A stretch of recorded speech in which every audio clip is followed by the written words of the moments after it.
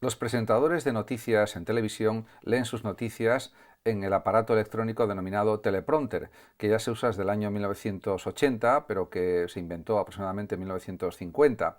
Y es algo perfectamente entendible, porque si tuvieran que aprenderse de memoria literalmente todas las noticias que tienen que decir, pues se equivocarían con mucha frecuencia, probablemente, y sería muy farragoso el telediario, porque habría que parar, interrumpir, volver a decir la noticia, etcétera. Entonces es mucho más cómodo que lean las noticias en el teleprompter.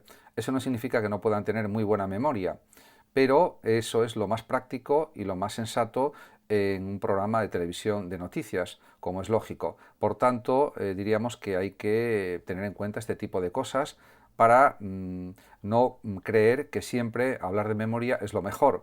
A veces no lo es, como es en el caso que estoy comentando. Y eso pues mucha gente parece que no lo sabe o no lo quiere saber. Está sobrevalorado hablar sin papeles. ¿Por qué lo digo? Porque es verdad que se puede hablar de memoria, improvisando, si uno sabe bien el tema del que tiene que hablar o sabe bien los temas de los que quiere comentar cuestiones, etcétera, explicar, pues está bien que lo haga, por supuesto, la persona, el orador. Pero no es algo absolutamente imprescindible. De hecho, parece que el que habla con papeles como que está demostrando que no sabe de lo que está hablando. Y eso es totalmente falso.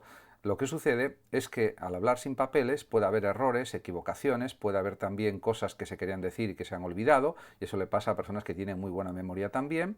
Y en definitiva, pues hablar sin papeles se puede hacer en discursos que no sean muy importantes, pero si no podemos pensar en los políticos, jefes de Estado, presidentes de gobierno, reyes, etcétera, que leen sus discursos con teleprompter en televisión, que no los improvisan de memoria, sino que los van leyendo y pueden tener una gran cabeza, una gran memoria.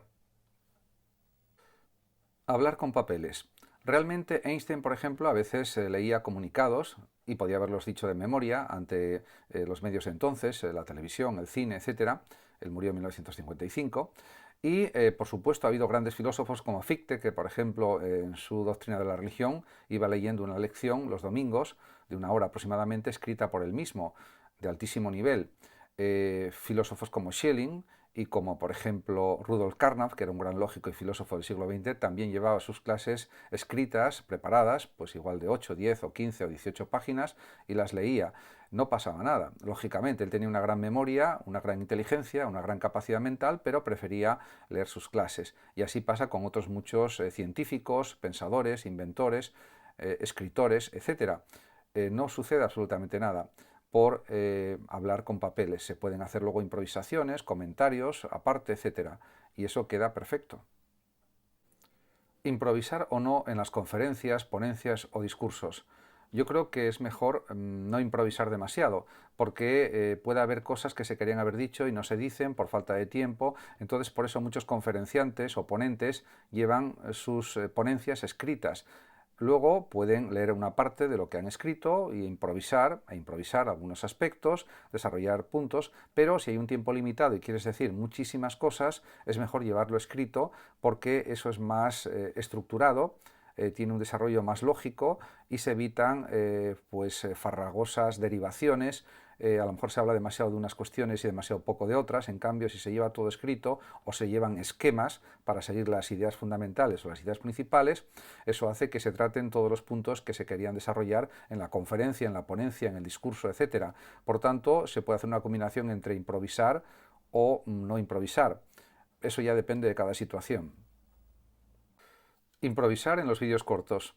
Eso es lo que estoy haciendo yo ahora mismo. Yo improviso. Todos los vídeos cortos que estoy realizando, pues están todos improvisados. Simplemente pienso el título y me pongo a hablar ante cámara, sin leer nada absolutamente, simplemente hablando con mis propias palabras.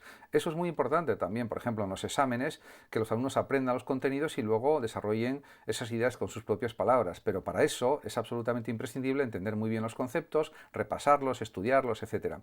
En definitiva, improvisar en discursos que no sean demasiado largos me parece fantástico, extraordinario, pero también se puede improvisar en cierta medida si se lleva un pequeño esquema con unas ideas principales, unas pocas, no muchas tampoco, y a partir de ahí se puede ir desarrollando muchos puntos, muchos aspectos. Es lo que hacen muchos oradores también cuando imparten conferencias o clases, etcétera. Llevan unas fichas y esas fichas sirven como orientación de todo lo que tienen que hablar y explicar y plantear en sus discursos.